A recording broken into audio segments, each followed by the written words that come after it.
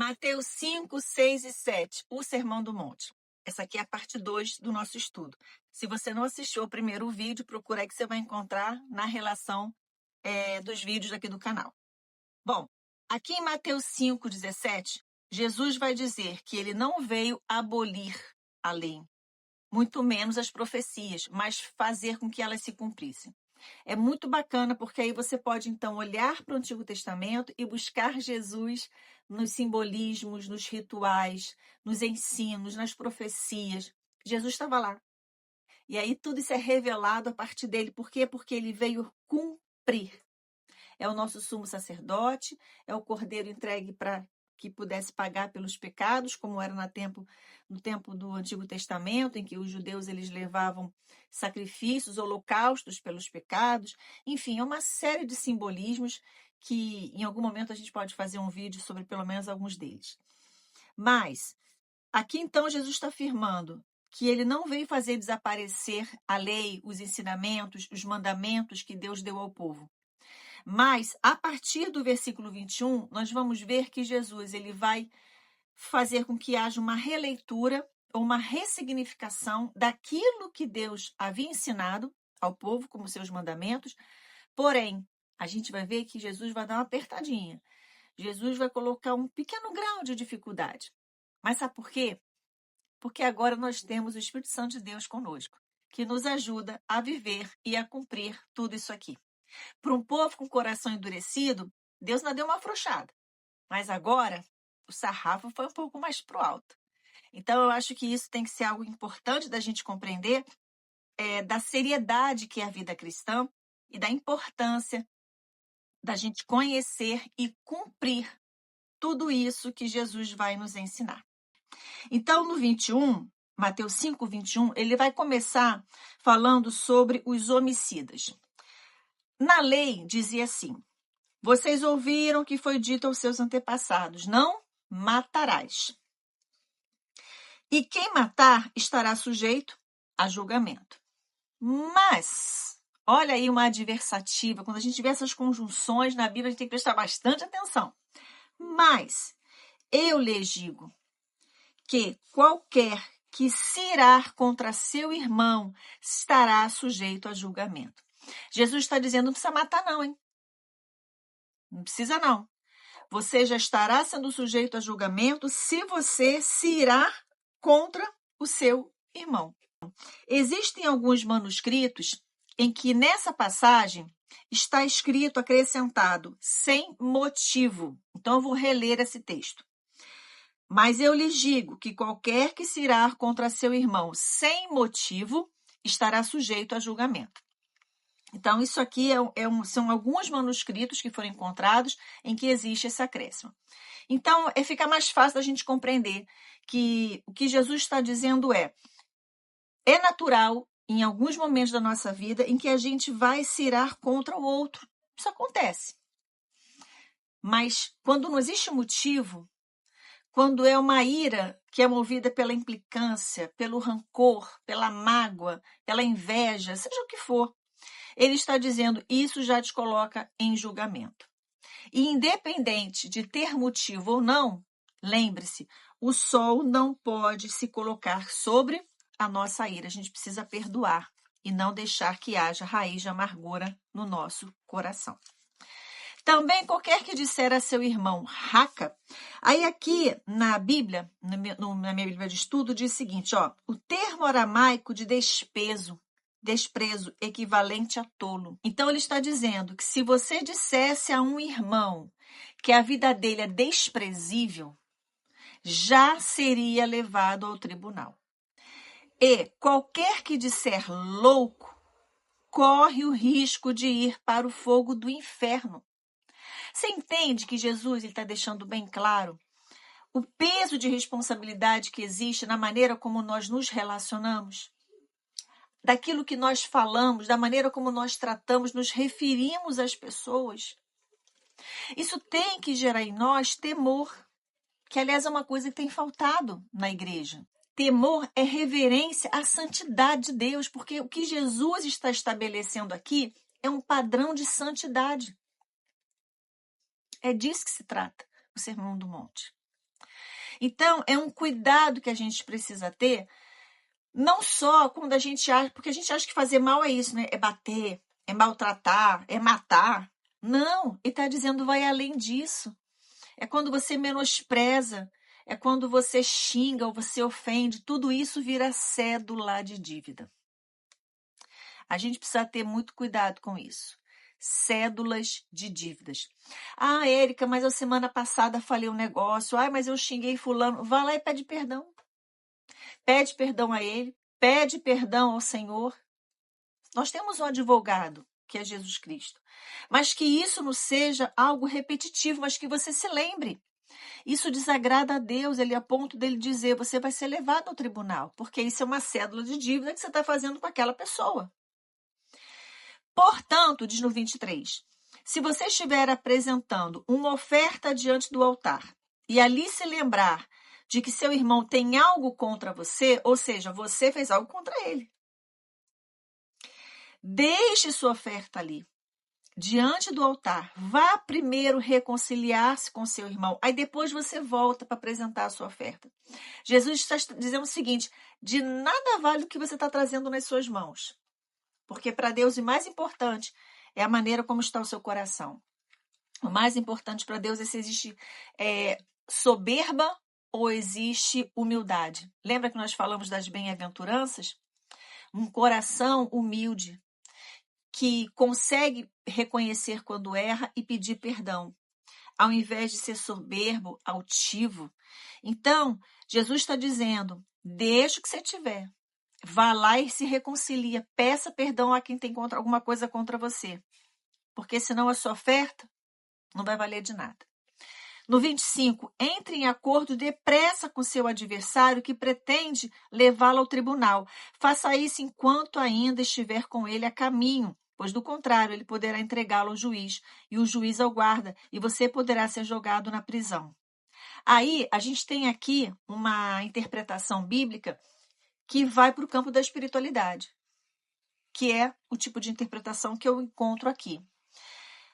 Coisas espirituais que Jesus está dizendo. E aí no 26, eu lhe garanto que você não sairá de lá enquanto não pagar o último centavo.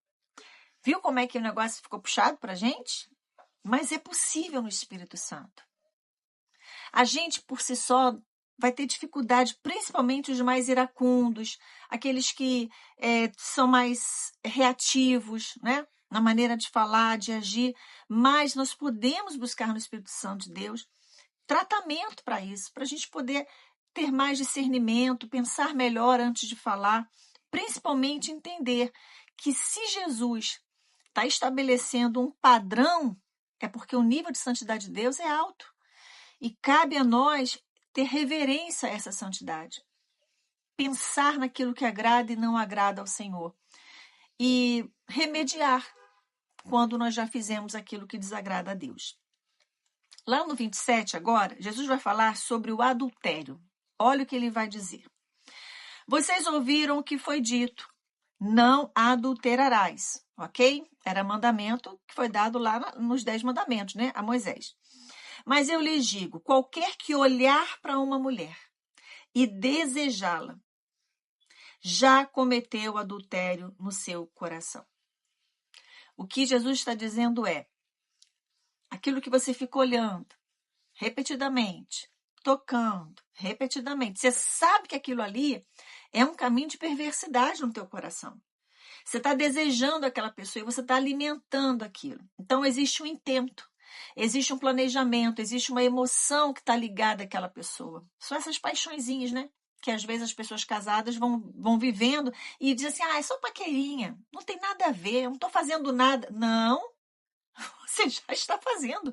Você já está cometendo adultério no seu coração, no seu entendimento, nas suas emoções. Então, assim como nós devemos amar a Deus com todo o nosso coração, com todo o nosso entendimento, né? Deus espera que haja esse nível de amor. Poxa, com a sua esposa, com seu marido, não é diferente. Então, não é só colocar uma aliança no dedo, não é só assinar um papel, estar casado, não. É você entender que existe um compromisso que vai além. Então, o adultério não é só carnal. Então, Jesus está estabelecendo um outro padrão para aquilo que é chamado de imoralidade sexual ou porneia, que da onde vem a palavra pornografia. Ele está dizendo que a porneia, que as imoralidades sexuais, que o adultério, passa por esse tempo de paquerinha, de paixãozinha, de ficar olhando e ficar pensando e imaginando. Já é adultério.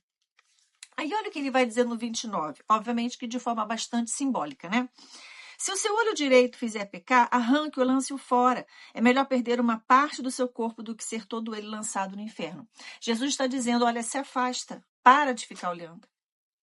Interrompe esse processo de paquerinha, de paixãozinha.